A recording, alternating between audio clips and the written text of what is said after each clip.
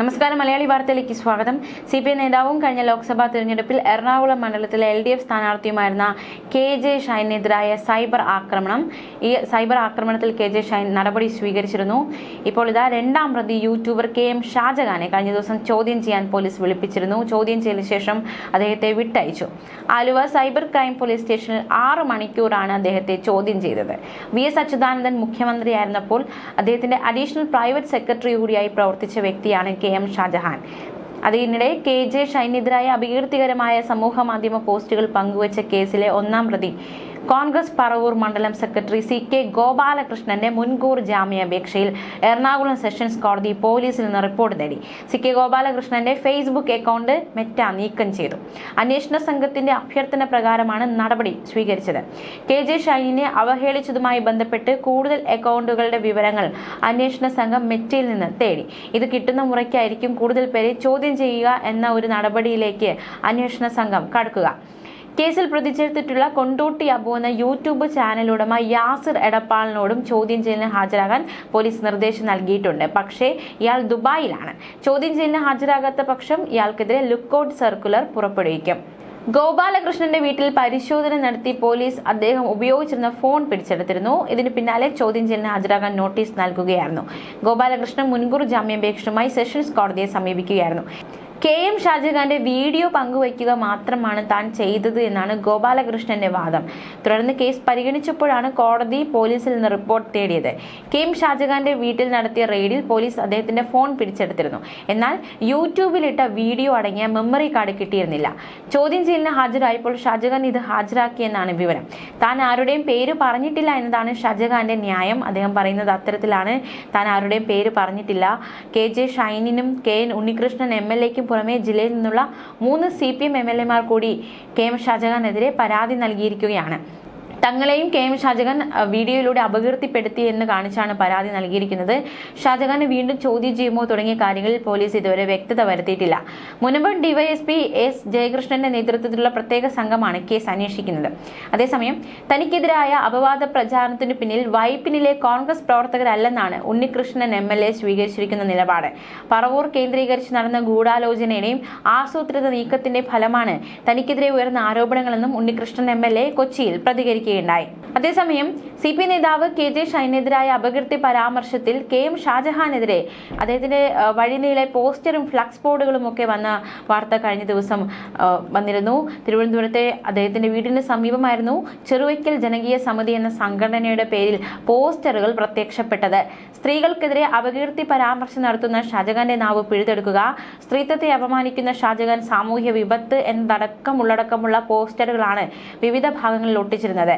ഷൈനെതിരായ അപകീർത്തി പരാമർശവുമായി ബന്ധപ്പെട്ട് ഷാജഹാന്റെ വീട്ടിൽ രാത്രി പോലീസ് പരിശോധന നടത്തിയതിന് പിറ്റേന്നായിരുന്നു ഇത്തരത്തിൽ പോസ്റ്ററും അതുപോലെ തന്നെ ഫ്ലക്സുകളും പ്രത്യക്ഷപ്പെട്ടത്.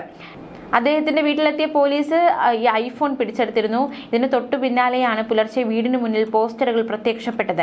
KJ ഷൈനെതിരെയും വൈപ്പിൻ MLA ഉണ്ണികൃഷ്ണനെതിരെയുമാണ് വലിയ തോതിലുള്ള സൈബർ ആക്രമണം നടന്നത്. ഇതിനെതിരെ പോലീസിന് നൽകിയ പരാതികളിൽ രണ്ടാം പ്രതിയായിരുന്നു ഷാജഹാൻ. ഉച്ചയ്ക്ക് 2 മണിയോടെ അന്വേഷണ സംഘത്തിന് ഇന്നലെ ഹാജരാകാൻ ഷാജഹാനോട് ആവശ്യപ്പെട്ടിരുന്നു. എന്തായാലും KM ഷാജഹാൻ യൂട്യൂബ് ചാനലിലൂടെ ഷൈനെതിരെ വീഡിയോ ചെയ്തിരുന്നു. ഷൈനെതിരായ സൈബർ ആക്രമണത്തിൽ കോൺഗ്രസ് ബ്ലോക്ക് പ്രസിഡന്റ് MS രജിക്കെതിരെയും DYSPക്ക് പരാതി കിട്ടിയെന്നാണ് വിവരം. എന്തായാലും ഈ പരാതി കിട്ടിയവർക്ക് ആർക്കെതിരെയാണോ പരാതി നൽകിയത് അവരുടെ വീടുകളിൽ പോലീസ് പരിശോധന നടത്തിയ ശേഷമാണ് ചോദ്യം ചെയ്യലിന് ഹാജരാകുക എന്ന നിർദ്ദേശം ഇരുകൂട്ടർക്കും കിട്ടിയത്. എന്തായാലും ഗോപാലകൃഷ്ണൻ ദുബായിലാണെന്നാണ് വിവരം. പക്ഷെ ഒളിവിലാണ് എന്നാണ് പോലീസ് പറയുന്നത്. വീട്ടിൽ നിന്ന് ഗോപാലകൃഷ്ണന്റെ ഫോൺ കണ്ടെടുത്തെന്നും വിശദ പരിശോധനയ്ക്ക് അയക്കുമെന്നും പോലീസ് വൃത്തങ്ങൾ പ്രതികരിച്ചിരുന്നു. ഗോപാലകൃഷ്ണന്റെ ഫേസ്ബുക്ക് പേജിൽ നിന്നാണ് തനിക്കെതിരായ വ്യാജ പ്രചരണം ആരംഭിച്ചതെന്നാണ് ഷൈൻ ആരോപിച്ചത്. ഷൈനിനും വൈപ്പിൻ MLA KN ഉണ്ണികൃഷ്ണനുമായി ബന്ധപ്പെട്ട് നടക്കുന്ന സൈബർ ആക്രമണത്തെ തുടർന്ന് പോലീസ് ഇരുവരുടെ മൊഴിയെടുക്കുകയും ചെയ്തു. ഷൈനിന്റെ പരാതിയിൽ ഗോപാലകൃഷ്ണൻ ഒന്നാം പ്രതി, യൂട്യൂബറായ KM ഷാജഹാൻ രണ്ടാം പ്രതി, ഇവർക്ക് പുറമെ യൂട്യൂബറായ കൊണ്ടോട്ടി അബു മൂന്നാം പ്രതിയായി ഉൾപ്പെടുത്തിയിട്ടുണ്ട്. യൂട്യൂബ് ചാനലിലൂടെ അപവാദ പ്രചരണം നടത്തിയതിനാണ് കേസ്. സമൂഹ മാധ്യമങ്ങളിൽ തനിക്കെതിരെ അവഹേളനപരമായി വന്ന ലിങ്കുകളും മറ്റും ഷൈൻ പോലീസിന് കൈമാറിയിരുന്നു. സമൂഹ മാധ്യമ കമ്പനികളിൽ നിന്ന് ഈ അക്കൗണ്ടുകൾ സംബന്ധിച്ച വിവരങ്ങൾ പോലീസ് തേടി. അതിനിടെയാണ് ഈ ഇത്തരത്തിലുള്ള ചോദ്യം ചെയ്യൽ എന്നീ കടമ്പകളിലേക്ക് പോലീസ് കടന്നത്. അതേസമയം രാഹുൽ മാങ്കൂട്ടത്തിൽ MLA-ക്കെതിരെ ഉയർന്ന ആരോപണങ്ങളിൽ നിന്നും ശ്രദ്ധ തിരിക്കാനാണ് തനിക്കെതിരെ ആരോപണങ്ങൾ ഉയർത്തുന്നതെന്നായിരുന്നു CPI നേതാവ് KJ ഷൈൻ പ്രതികരിച്ചത്. തനിക്കെതിരെ ആരോപണം ഉന്നയിച്ചവരെ വെറുതെ വിടില്ലെന്നും അവർ മാധ്യമങ്ങളോട് പറഞ്ഞിരുന്നു. ലൈംഗിക വൈകൃതത്തിന് അടിമപ്പെട്ട MLA-യെ രക്ഷിക്കാൻ കോൺഗ്രസ് ശ്രമിച്ചിട്ടും കഴിയുന്നില്ല. നിയമസഭയിലും അതിന് കഴിയാത്ത സാഹചര്യമാണ്. അതിൽ നിന്നും ശ്രദ്ധ തിരിക്കാനായിരിക്കും തനിക്കെതിരെയുള്ള ഈ ആരോപണങ്ങൾ. സമൂഹ മാധ്യമങ്ങളിൽ ചിലർ ആരോപണം ഉന്നയിച്ച MLA-യെ പരിചയമുണ്ട്. പൊതുപ്രവർത്തകർ എന്ന നിലയിൽ വേദികളിൽ വരാറുണ്ട്, സംസാരിക്കാറുണ്ട്. ഒരു ബോംബ് വരുന്നുണ്ടെന്നും ധൈര്യമായി ഇരിക്കണമെന്നും 11-ന് പൊതുവേദിയിൽ വെച്ചൊരു കോൺഗ്രസിന്റെ നേതാവ് തന്നോട് പറഞ്ഞിരുന്നു. എന്ത് കേട്ടാലും വിഷമിക്കരുതെന്ന് പറഞ്ഞു. അടുത്തറിയാവുന്ന നേതാവാണ്. അദ്ദേഹം നിഷ്കളങ്കമായി പറഞ്ഞതാകാം. 2 ദിവസം കഴിഞ്ഞപ്പോഴാണ് തനിക്കെതിരെ പോസ്റ്റർ വന്നത്. ഭർത്താവ് പരാതി നൽകാമെന്ന് പറഞ്ഞു. പക്ഷേ ആരാണെന്ന് അറിയാത്തതിനാൽ കാര്യമാക്കിയില്ല. സ്ത്രീകൾ വീട്ടിൽ മാത്രം ഇരിക്കണമെന്ന് ചിന്തിക്കുന്നവരുണ്ടെന്നും ഷൈൻ പ്രതികരിക്കുകയുണ്ടായി. സ്ത്രീകൾക്കെതിരെ അപവാദം പറഞ്ഞ് രസിക്കുന്നവരുണ്ട്. മനോവൈകൃതമുള്ളവർ എല്ലാ രംഗത്തുമുണ്ട്.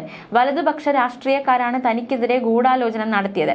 പോലീസിൽ പരാതി നൽകി. SP ഓഫീസിൽ നിന്ന് വിളിപ്പിച്ചിരുന്നു. കൈവശമുള്ള തെളിവുകൾ നൽകും. പോലീസ് അന്വേഷണം തുടങ്ങിക്കഴിഞ്ഞു.